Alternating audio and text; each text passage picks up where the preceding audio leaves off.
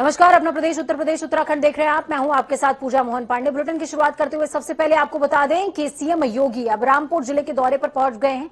CM ने यहां कई विकास कार्यों का शिलान्यास किया है, उद्घाटन किया है। रामपुर जिले को सीएम 63 करोड़ की परियोजनाओं की सौगात देते नजर आए। बेहद खास है ये दौरा।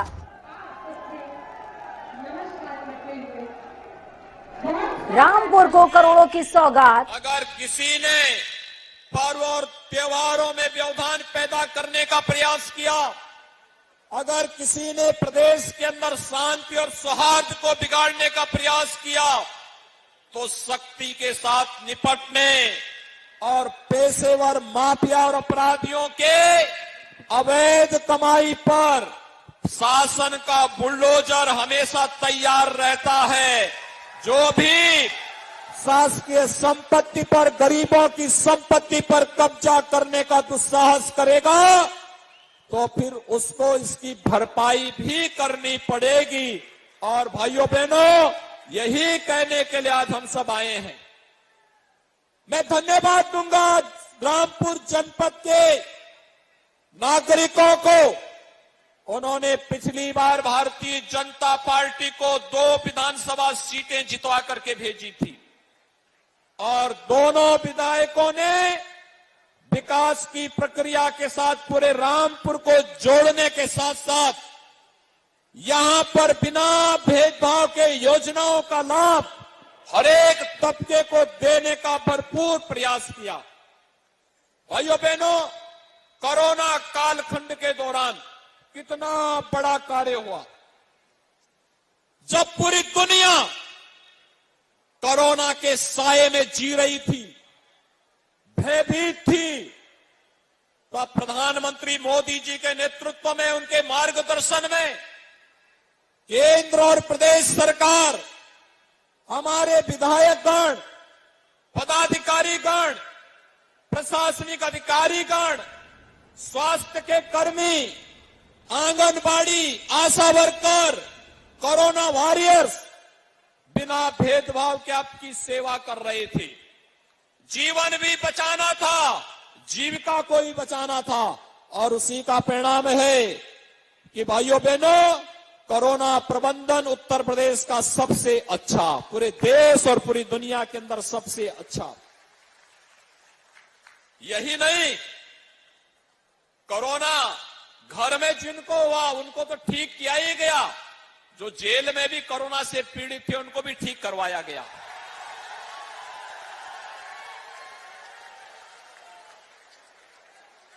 कोरोना में हर एक व्यक्ति को सेवा देने का कार्य किया गया, क्योंकि इस महामारी के खिलाफ देश की लड़ाई को आगे बढ़ाना था। और भाइयों बहनों, कोरोना में उपचार फ्री, टेस्ट फ्री, अन्न योजना, खाद्यान्न योजना फ्री और वैक्सीन भी फ्री। ऐसा पहले कभी होता था क्या? पहले वैक्सीन ही नहीं आती थी। आपने देखा होगा कोरोना कालखंड में ये विपक्ष के नेता। तो वहीं सीएम योगी अपने तूफानी दौरे के सिलसिले को आगे बढ़ाते हुए आज शामली भी पहुंचे थे। वहां पर जनसभा को संबोधित करते हुए उन्होंने विपक्षी पार्टी पर जमकर हमला बोला। उन्होंने कहा, बीजेपी के राज में गुंडागर्दी पर टोटल ब्रेक लग गया है और अब माफियाओं की गोली वापस जाकर उन्हें ही भेज देती है।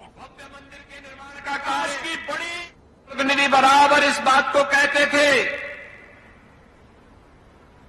कि यहां पर पीएससी का एक बटालियन होना चाहिए। और भाइयों बहनों, 250 करोड़ रुपए की लागत से पीएससी की इस बटालियन का आधारशिला रखने के लिए आज मैं यहां पर आया हूं। 1278 पीएससी के जवान रहेंगे यहां पर।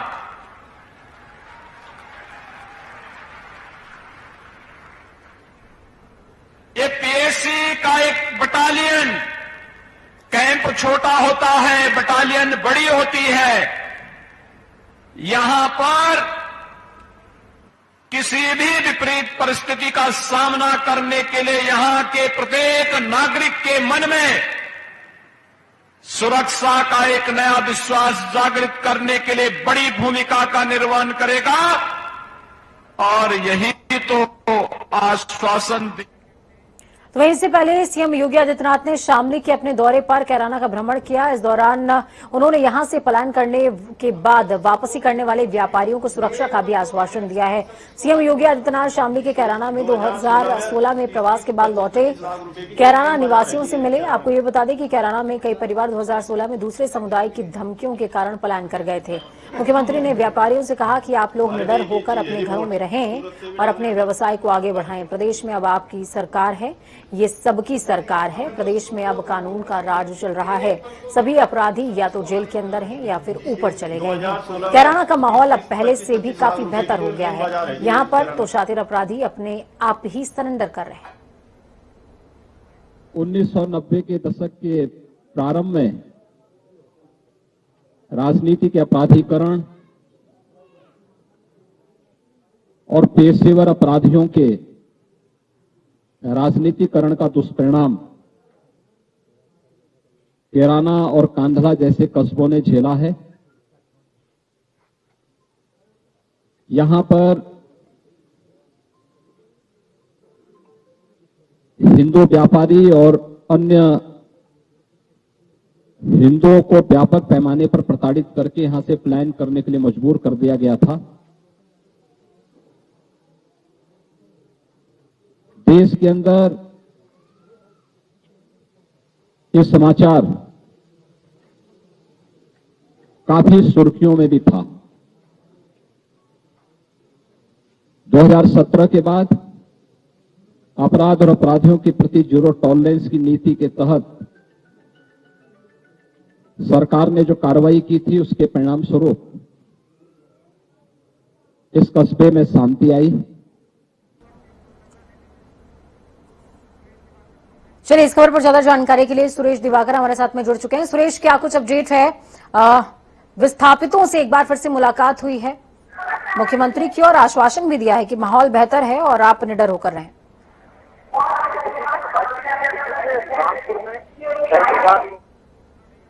ठीक है, बहुत शुक्रिया। तकनीकी खराबी के चलते सुरेश आपकी आवाज हम तक नहीं पहुंच पा रही।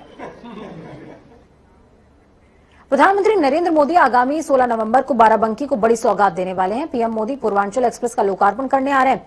इसके साथ ही बाराबंकी जिले के विकास के रास्ते भी खुल जाएंगे। ये एक्सप्रेसवे जनपद लखनऊ, बाराबंकी, अमेठी, अयोध्या, सुल्तानपुर, अंबेडकर नगर, आजमगढ़, मऊ और गाजीपुर से होकर निकला है। सरकार का दावा है कि ये एक्सप्रेसवे न सिर्फ उद्योग धंधों का मार्ग प्रशस्त करेगा बल्कि क्षेत्रीय लोगों को भी बड़ी संख्या में रोजगार उपलब्ध कराएगा। आगामी यूपी विधानसभा चुनाव यानी कि मिशन 2022 के लिए भाजपा कोई कसर नहीं छोड़ना चाहती है। इसी कड़ी में आज प्रयागराज में इलाहाबाद सेंट्रल यूनिवर्सिटी के दीक्षांत समारोह में इस समारोह में बतौर मुख्य अतिथि केंद्रीय मंत्री धर्मेंद्र प्रधान शामिल हुए। साथ ही इलाहाबाद सांसद डॉक्टर रीता बहुगुणा जोशी समेत आदि लोग भी मौजूद रहे हैं। पार्टी पदाधिकारियों ने केंद्रीय मंत्री का स्वागत किया। इस दौरान केंद्रीय मंत्री धर्मेंद्र प्रधान ने समारोह को संबोधित भी किया। उन्होंने कहा, प्रयागराज से मेरा अनोखा संबंध है। ये महर्षि भारद्वाज की तपोभूमि है। ये चंद्रशेखर आजाद की बलिदान भूमि है।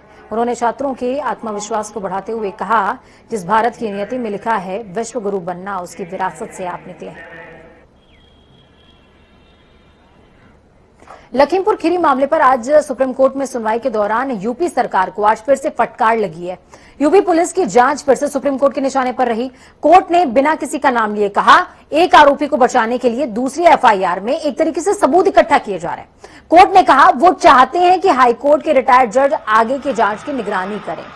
कोर्ट ने साफ कहा, केस में दर्ज दोनों एफआईआर में किसी तरह का घालमेल नहीं होना चाहिए। कोर्ट ने कहा, लखीमपुर में दो तरह की हत्याएं हुई हैं।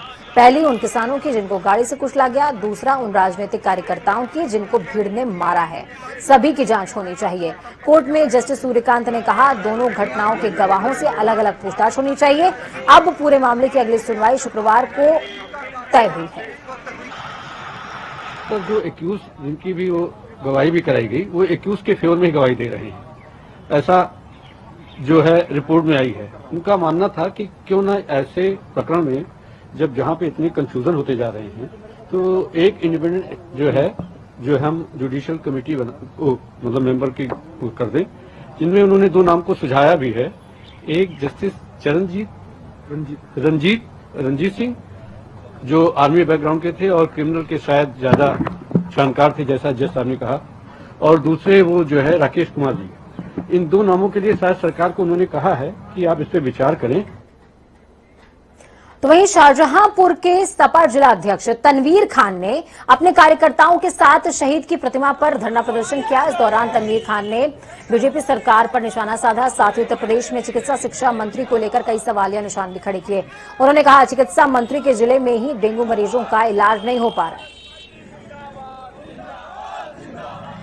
दिन पर दिन समस्याएं देने का काम भारतीय जनता पार्टी की उत्तर प्रदेश की सरकार ने, मौजूदा मुख्यमंत्री ने किया है प्रदेश की जनता को। आज जनपद शाहजहांपुर में हम समाजवादी लोग धरना प्रदर्शन शहीदों की प्रतिमाओं के बाद यहाँ नगर निगम के पास हम लोग बैठे हैं और समाजवादी पार्टी के लोग सभी लोग धरना प्रदर्शन जन समस्याओं को लेकर कर रहे हैं। कल योगी आदित्यनाथ जी का मुख्यमंत्री उत्तर प्रदेश का दौरा शाहजहांपुर लगा है और चुनाव के मद्देनजर इस समय जो है झूठी घोषणाएं की जाएंगी और हमेशा भारतीय जनता पार्टी के नेताओं ने, भारतीय जनता पार्टी की सरकार ने झूठ बोलने के अलावा कुछ नहीं किया है और उत्तर प्रदेश की जनता के लिए कोई बुनियादी काम नहीं किया। खासतौर से किसानों को बर्बाद करने का काम उनको बर्बादी के कगार पर और उनको भुखमरी की कगार पर लाकर खड़ा कर दिया है।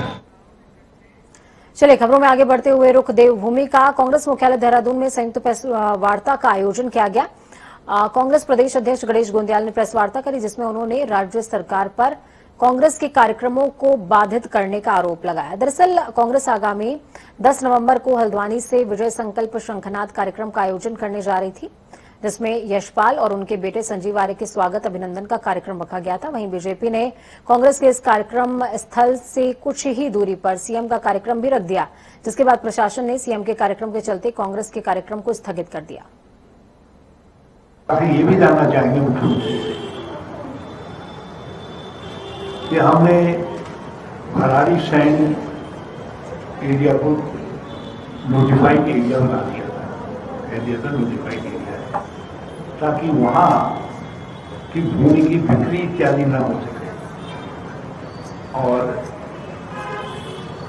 उसको राजधानी के रूप में वहां की भूमि का उपयोग हो सके। तो ये बताएंगे वो नोटिफाइड की है तो कितनी जमीन उस एरिया में जो हमने नोटिफाइड करनी थी उसको नोटिफाइड करने के बाद क्रय किया गया। और तानाशाही रवैये के खिलाफ 10 तारीख को ठीक 12 बजे 1 घंटे का उपवास कार्यक्रम रखेंगे। हम टकराव नहीं चाहते हैं, लेकिन हमारी इस नीति को कि हम टकराव नहीं चाहते हैं, राज्य की सरकार कांग्रेस पार्टी की कमजोरी न समझे। और क्योंकि आसन्न चुनाव को देखते हुए ऐसे बहुत से मौके आएंगे कि जबकि हमारी सभाएं। चलिए, धनंजय ढोंडियाल हमारे साथ ग्राउंड जीरो से जुड़ चुके हैं। धनंजय, क्या कुछ अपडेट है? जिस तरीके से कार्यक्रम को बाधित होना पड़ा है कांग्रेस के और उसके बाद एक तरीके का विवाद खड़ा हो गया है। बिल्कुल, देखिए पूजा, जिस तरीके से कांग्रेस के जो प्रदेश अध्यक्ष हैं गणेश गोंदियाल और जो पूर्व मुख्यमंत्री हरिजौहर, उन्होंने सही तरीके से प्रेस वार्ता की है। उन्होंने साफ तौर पर कहा है कि 10 नवंबर को, यानी कि 10 नवंबर के कार्यक्रम उनका वहां पर होना था, जिसमें जो बीजेपी के छोड़ के दोबारा अपने घर वापसी की है, तो उनके और उनके बेटे का, यानी कि यशपाल आ रहे उनके बेटे को वहां पर। चलिए, बहुत शुक्रिया धनंजय हमारे साथ जुड़ने के लिए, हम जानकारी साझा करने के लिए। देवों की भूमि कहे जाने वाले उत्तराखंड राज्य को 9 नवंबर को स्थापना दिवस मनाने जा रहा है। इस मौके पर मुख्यमंत्री पुष्कर सिंह धामी ने आयोजित होने वाले राज्य स्थापना दिवस समारोह को उत्तराखंड महोत्सव के तौर पर मनाए जाने का निर्णय लिया है और अधिकारियों को निर्देशित भी किया है कि कार्यक्रम भव्य होना चाहिए।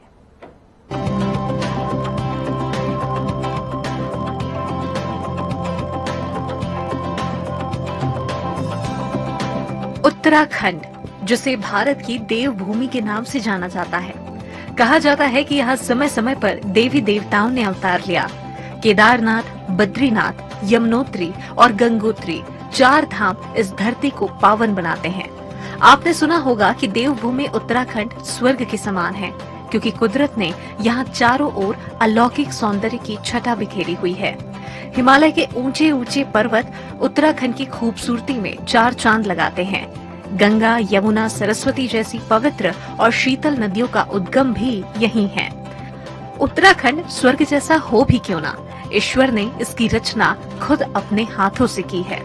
और अब इसी खूबसूरती को और भी ज्यादा भव्य बनाने की तैयारी उत्तराखंड की धामी सरकार ने कर ली है। भारत की देवभूमि कहे जाने वाली उत्तराखंड राज्य का स्थापना दिवस 9 नवंबर को है। इस स्थापना दिवस के मौके पर उत्तराखंड सरकार ने देवभूमि की भव्यता को प्रदर्शित करने का निर्णय लिया है। इस बार राज्य स्थापना दिवस को उत्तराखंड महोत्सव के रूप में आयोजित किया जाएगा, जो हफ्ते भर तक मनाया जाएगा। इस एक सप्ताह के दौरान आयोजित होने वाले इस महोत्सव में राजधानी से लेकर न्याय पंचायत स्तर तक के कार्यक्रमों को प्रदर्शित किया जाएगा। मुख्यमंत्री पुष्कर सिंह धामी ने इस मौके पर उत्तराखंड गौरव पुरस्कार भी देने की घोषणा की है, जिसके तहत राज्य निर्माण समेत विभिन्न क्षेत्रों में अपना प्रचंड योगदान देने वाले प्रतिष्ठित लोगों को पुरस्कृत किया जाएगा। सीएम धामी ने आयोजित होने वाले राज्य स्थापना दिवस समारोह को गरिमा के साथ आयोजित किए जाने के निर्देश दिए। सीएम पुष्कर सिंह धामी ने मुख्यमंत्री आवास में आयोजित बैठक में निर्देश दिए कि राज्य स्थापना दिवस को उत्तराखंड महोत्सव के रूप में आयोजित किया जाए। देखिए, 9 नवंबर को लेकर हम इस बार से इसको उत्तराखंड महोत्सव के नाम से पूरे लगातार एक सप्ताह तक और निचली इकाई ग्रामीण इकाई तक जाकर एक महोत्सव को मनाएंगे। और इस बार से हम नया शुरू कर रहे हैं। विशिष्ट क्षेत्रों में विभिन्न विशिष्ट क्षेत्रों में काम करने वाले ऐसे जो लोग हैं जिन्होंने उत्कृष्ट कार्य किए हैं, उन सभी को उत्तराखंड गौरव के नाम से सम्मानित भी करने जा रहे हैं, जिससे कि और लोग भी आगे आएं और अपनी भूमिका को जो है ठीक प्रकार से समाज के लिए, राष्ट्र के लिए कर पाएं। एक सप्ताह तक मुख्यमंत्री ने स्पष्ट निर्देश दिए हैं कि राज्य स्थापना दिवस के अवसर पर आयोजित महोत्सव के दौरान आयोजित होने वाले कार्यक्रमों का आयोजन बेहतर ढंग से किया जाए। उन्होंने कहा कि आने वाले समय में प्रधानमंत्री नरेंद्र मोदी ने विजन उत्तराखंड दिया है, जिसके तहत अब नए उत्तराखंड, युवा उत्तराखंड और देश का आदर्श उत्तराखंड का निर्माण होगा। और आज हमारे देश के यशस्वी प्रधानमंत्री नरेंद्र मोदी जी उसको आगे बढ़ाने का काम कर रहे हैं। उन्हीं सब चीज़ों को जिस प्रकार से अभी आपने देखा होगा, केदारनाथ में 400 करोड़ से भी ज़्यादा योजनाओं के लोकार्पण शिलान्यास हुए। हमको ऑल वेदर रोडें जिस प्रकार से तेजी से काम कर रही है, रेल योजनाएं, हमारी हवाई कनेक्टिविटी हर क्षेत्र में। और अभी आने वाले समय में प्रधानमंत्री जी ने एक विजन उत्तराखंड के लिए दिया है कि ये जो हमारी तीसरा दशक है, 20 से 30 का दशक, ये उत्तराखंड का दशक होगा। और हम भी 2025 में जब इसकी सिल्वर जुबली मना रहे होंगे। उत्तराखंड राज्य स्थापना दिवस की तैयारियों में शासन प्रशासन लगातार जुटा हुआ है। प्रस्तावित कार्यक्रमों की रूपरेखा बनाई जा चुकी है, जिसके तहत सुबह पुलिस लाइन देहरादून में राज्य स्थापना दिवस परेड आयोजित की जाएगी। परेड की सलामी राज्यपाल द्वारा ली जाएगी। परेड के बाद राज्यपाल और मुख्यमंत्री का संबोधन होगा। उत्तराखंड महोत्सव की तैयारी के लिए मुख्यमंत्री पुष्कर सिंह धामी लगातार अधिकारियों के साथ बैठकें कर रहे हैं। उन्होंने सभी विभागों और जिलाधिकारियों के साथ बैठक करते हुए आयोजित होने वाले कार्यक्रमों को बेहतर ढंग से आयोजित करने के निर्देश दिए। उत्तराखंड अपनी प्राकृतिक सौंदर्य और तीर्थ स्थलों के लिए जाना जाता है। उत्तराखंड की खूबसूरती और मनमोहक दृश्य दुनिया भर के पर्यटकों को अपनी ओर आकर्षित करती है, जिसका लुत्फ उठाने के लिए हर साल यहाँ भारी संख्या में पर्यटक आते हैं। अब इसी पर्यटन को और भी ज्यादा बढ़ाने के लिए उत्तराखंड सरकार राज्य स्थापना दिवस के मौके पर भव्य उत्तराखंड महोत्सव आयोजित करने जा रही है। ब्यूरो रिपोर्ट, जनता टीवी। तो आज से छठ पर्व की शुरुआत हो चुकी है, जो पूरे प्रदेश में हर्षोल्लास के साथ मनाया जा रहा है। न सिर्फ प्रदेश में बल्कि देश विदेश में भी। आपको हम एक साथ 4 जिलों की तस्वीरें दिखा रहे हैं। इन तस्वीरों में आप देख सकते हैं लखनऊ, कानपुर, गोरखपुर, गाजियाबाद। बैकग्राउंड में कुछ आवाजें भी आपको सुनाई दे रही होंगी, जिसमें आपको कुछ लोकगीत की आवाज आएगी कि किस तरीके से नहान खान के साथ आज छठ पर्व का आगाज हो चुका है। और ये छठ पर्व 4 दिनों तक चलने वाला है। इसमें व्रती अपने परिवार के लिए, अपनी संतान के लिए, अपने सौभाग्य के लिए कठिन व्रत करती हैं। और कठिन के व्रत के बाद सूर्य देव को अर्घ्य के साथ व्रत की समाप्ति होती है और उनकी सुरक्षा की कामना भी करती है।